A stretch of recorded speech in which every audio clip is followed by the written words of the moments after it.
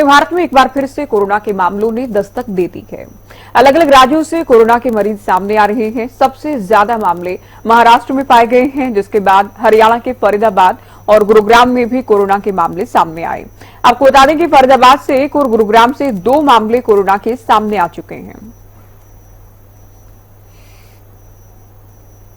अभी तक तो गुरुग्राम में सिर्फ 2 ही केस आए हैं और वो भी काफी माइल्ड सिम्टम्स के साथ। एक मेल है, वो 62 ईयर ओल्ड है, और एक फीमेल है, वो 31 साल की है। वो 15-16 को मुंबई घूम के आई है और अभी दोनों ही होम आइसोलेशन में। कोई चिंता करने की बात नहीं है, क्योंकि इंसिडेंटली ये पॉजिटिव आ गए दोनों के। जब भी ऐसे कोविड के मामले आते हैं तो उसके हमारे स्वास्थ्य विभाग पूरी तरह से तैयार होता है। हमारे पास लैब की सुविधा पूरी होती है और हमारी टीम भी पूरी तरह से तैयार होती है। जैसे पिछली बार हम लोगों ने कोविड में जैसे हम लोगों ने संभाला था, इस बार भी सारी हमारे पास सुविधाएं हैं और हम पूरी तरह से तैयार हैं।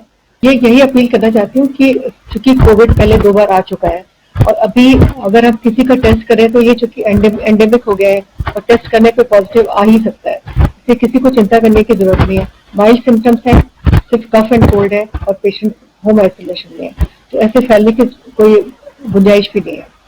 देखिए, कोरोना का जो मरीज आया है वो 2 तारीख को सफदरजंग अस्पताल में टेस्टिंग हुई थी। 14 तारीख को रिपोर्ट आई थी जिसमें कोरोना पॉजिटिविटी आई थी। उसके अलावा एक केस और इंडिजिनस यहाँ पे डिटेक्ट किया है हमने, और वो भी ठीक है। कोई अभी घबराने वाली बात नहीं है। टेस्टिंग जो है हमारी अवेलेबल है।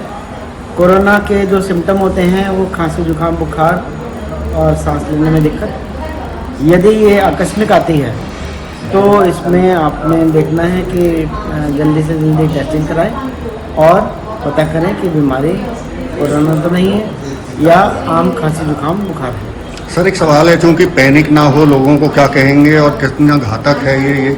देखिए, एक तो पहली बात ये कि हर्ड इम्यूनिटी एग्जिस्ट करती है। ज़्यादातर लोगों को पहला और दूसरा टीकाकरण कोविड का लगा हुआ है, तो उसके लिए मेरा पब्लिक से आग्रह ये है कि यदि आपको आकस्मिक बुखार, खांसी, जुकाम होता है, सांस लेने में दिक्कत बढ़ रही है, तो आप कोरोना का टेस्ट ज़रूर करवाएं।